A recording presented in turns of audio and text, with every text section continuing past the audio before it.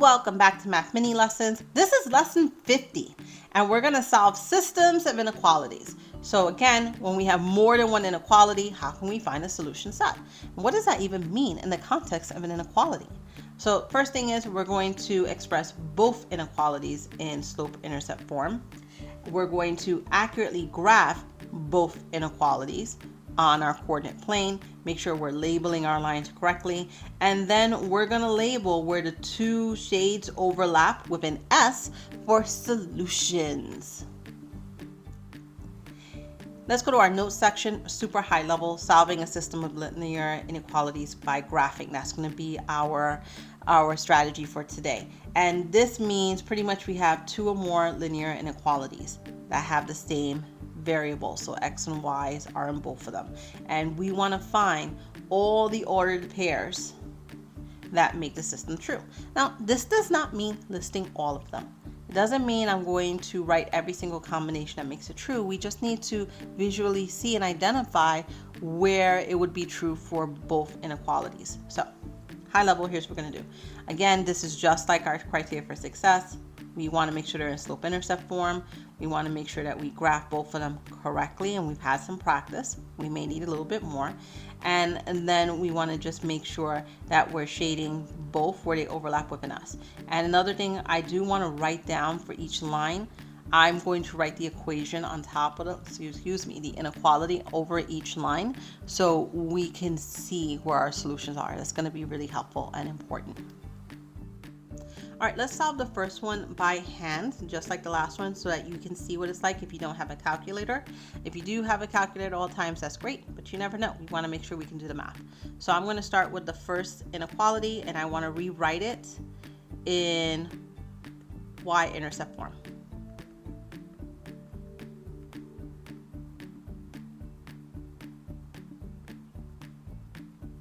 I'm going to divide all terms by 4. And y is less than negative 1/2 x, I just simplified it, plus 1. So that's helpful because it gives me, if this was just a regular equation, y equals mx plus b, I would have my first point of 0, 1 using b. All right, now I'm going to go and try to figure out what another point could be on this line. So I'm going to just put in, let's turn this into an equation just for the math. And I'm just going to say, let's put x is equal to 10.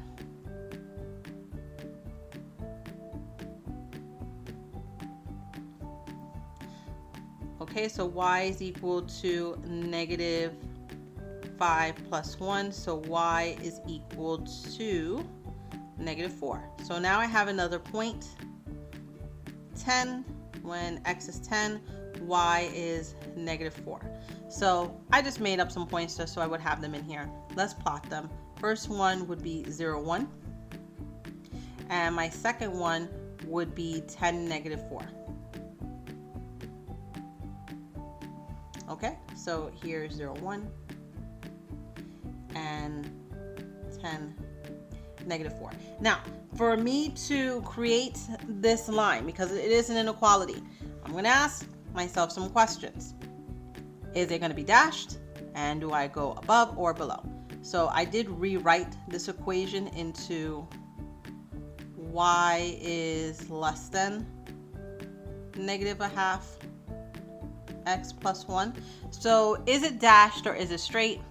It's dashed. So I have to create a dashed line. I'm going to use red for this, and I do want to connect these points. All right, so this is if it was a straight line and I need it to be dashed. So I would just take my eraser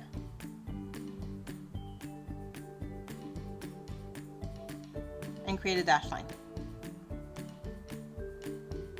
That's it. That's all my first step is. All right. Second part, do I shade above or below? So it's saying y is greater than, so I'm going to shade above. And I'm going to choose red for this. Let's make it bigger.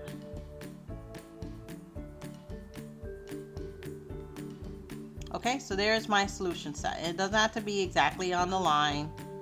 Everything that's above is my solution. Okay, I kind of went ham on that one, not mine. There we go. Okay, so now I'm going to do the same thing. You can hit pause and just put this one down so you have it in your notes.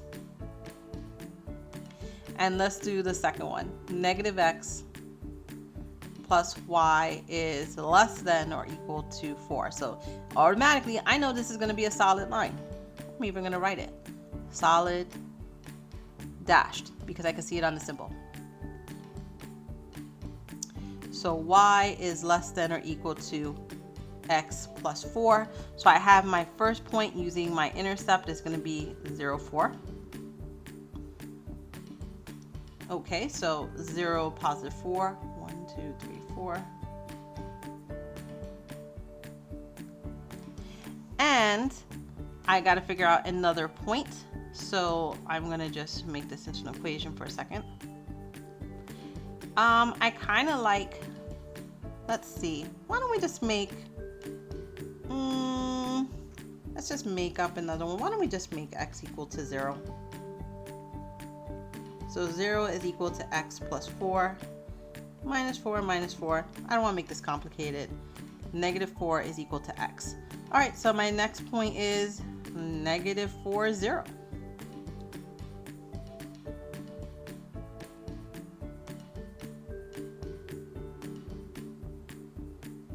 Okay, now I know that this line is going to be solid.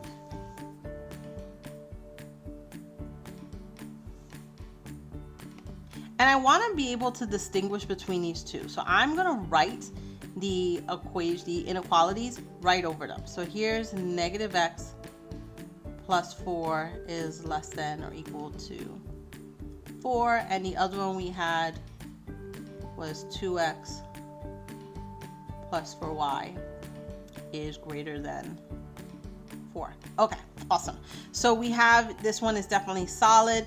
Am I going to go above or below? So look at here, folks. Y is less than, so I'm going to shade below. So I'm going to get my highlighter. I'm going to use yellow for this one. And I'm just going to go below this line. You know, I want to use a different color just so you can see it a little bit better. So here's below. There we go. I wanted to visually make it so you could see where they overlap. And now this is super clear where they overlap is in this section over here. So this is what you would write down as your solution set.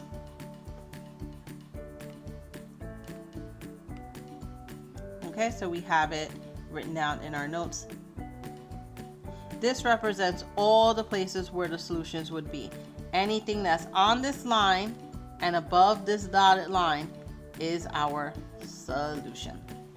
Okay, hit pause and jot this down into your notes.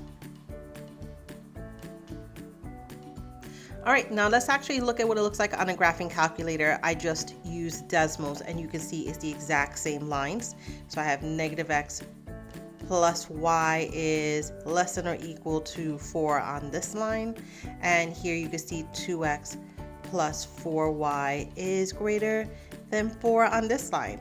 And they match. I have dotted lines here and here, and I have solid lines here and here, and you can see the same solution set. So you can do this too by just plugging in your two equations and then finding the actual points on your graph and then literally just drawing them onto your graph so that you have the same points and draw your lines. Just make sure you're looking to see are your lines dashed or solid and actually marking your solution as well as an equation for both lines.